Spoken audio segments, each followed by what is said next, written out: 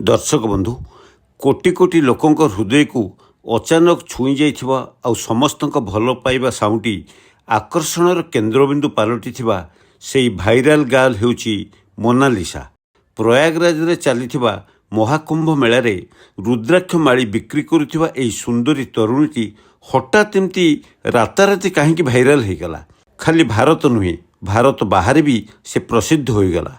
मोनालिसार photo आउ video बहु संख्यार सामाजिक गणमाध्यम घूरबार लगी। कोटि कोटि लोक भी यह समर्थन करुछंती। किंतु काहींकी कौन एमती रही मोनालिसा पाखरे?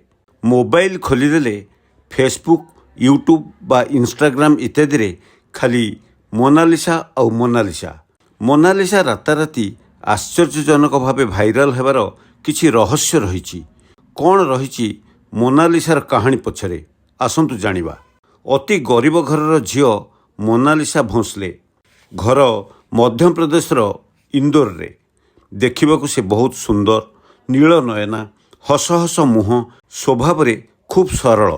तार सुंदर शरीर गठन भितरे धूसर रंगर आखि दुईटी रे रही किछि स्वतंत्र झलक, जहा अन्य मानक पई आकर्षणर केन्द्रबिंदु होई परिछि। बयस 16 वर्ष हेबो।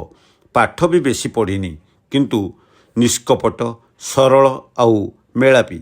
बण भितरे झरी पड़ुथिबा गोटे बणमल्लीर बास्ना जे सारा दुनिया को एते शीघ्र छुईजिब किए जानिथिला।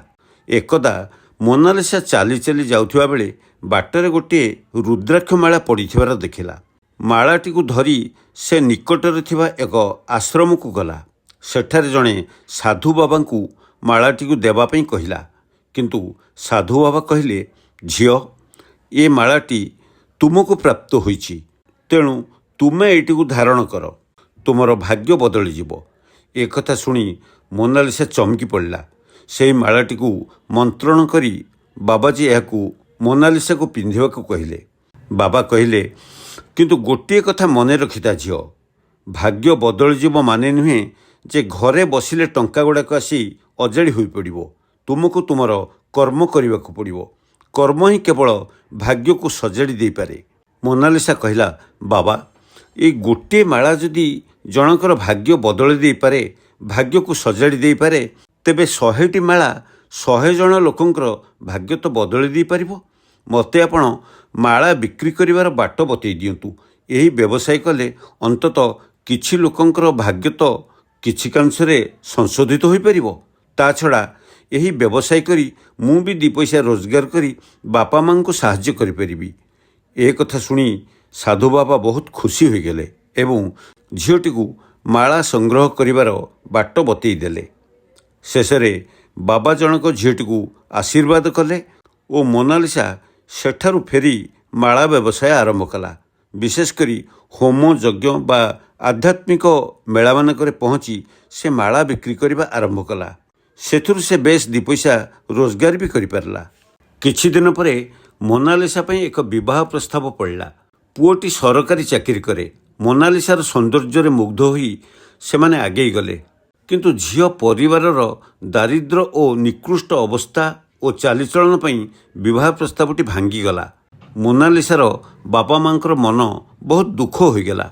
यापरे प्रयागराज ठारे आरंभ होइतिबा महाकुंभ मेला को मोनालिसा सह ता भाई भौणी और बापा माँ माला बिक्री करने को बाहरले। मोनालिसा माला बिक्री करुवा बेले दैबात जड़े नेपाली झील मोनालिसा पाखक आसी रुद्राक्ष मालाटे किणिला। मोनालिसार कथबार्ता, चालीचलन और आचार व्यवहार रे से मुग्ध होई ता सहित फोटो उठाइला। किछि वीडियो भी करिनेला।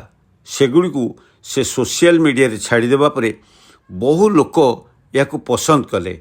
धीरे धीरे मोनालिसा भाइराल हेबाकू लगिला। तापरे हजार हजार लोक मोनालिसा पाखक जाई फोटो उठाइले, सेल्फी नेले, वीडियो भी कले। सेगुड़िक सोशल मीडिया रे छाड़िले। परे परे गणमाध्यम बा मीडिया वाला भी भिड़ जमईदेले मोनालिसा पाखरे। ये सब कौन होउची किछि बुझी पारलानी। से महाकुंभ मेला को जाइथिबा देश विदेशर अनेक लोक मोनालिसा पाखक जाई घेरी गले। एते शीघ्र एवं एते मात्रा रे प्रसिद्ध होइजिवो बोली मोनालिसा स्वप्न रे भी भाबी नथला। एते बड़ बड़ लोक एवं मीडिया वाला ता पाखक आसुथिबारु मोनालिसार मनरे टिके गर्व आसिला। तापरे दिनरू राति पर्यंत ता पाखरे एते भिड़ जमीगला जे से आउ माला बिक्री करि पारलानी। जेते लोक ता पाखक आसुथिले केवल फोटो उठाइबा सेल्फी नेबा पई बा वीडियो करिबा पई, किंतु केही माली किणु नथिले। एथिरे अणनिश्वास होईगला मोनालिसा। शेषरे महाकुंभ मेला छाड़ी से ता निज घर को फेरीगला। सेठारे पुणी से आश्रम को जाई साधु बाबा को पचारला, बाबा आपण तो कहिथिले मोर भाग्य बदली जीवो, मोर विकास घटिबो, किंतु ए कौन हैला? मोर बाहागर प्रस्ताव भांगीगला, माली व्यवसाय बंद होईगला, केही आउ माली किणिले नहीं, सबू ओलटा होईगला। बाबाजी उत्तर देले, बालिका ईश्वर जहा करती प्राणीर मंगल पाई, तुमर एबे विवाह बयस होई नहीं, तेणु ए प्रस्ताव भांगी जीवा उचित थिला। किंतु गोटे कथा मन रख, एबेठारु 2 वर्ष भितरे तुमर विवाह हेब नहीं, जदि हुए ताहा तुम पे शुभंकर नुहे। तेणु 2 वर्ष परे अर्थात तुमको बयस 18 वर्ष हेबा परे तुमे विवाह करिवो, ता पूर्व नुहे। आउ रहिला व्यवसाय कथा, मु कहिथिली ना बालिका, कर्म करि चल, हठात फल को आशा कर नहीं, धैर्य धर। कर्म करिथिले आपे आपे भाग्य ठीक हो जीवो। तापरे सेठारु फेरीगला मोनालिसा।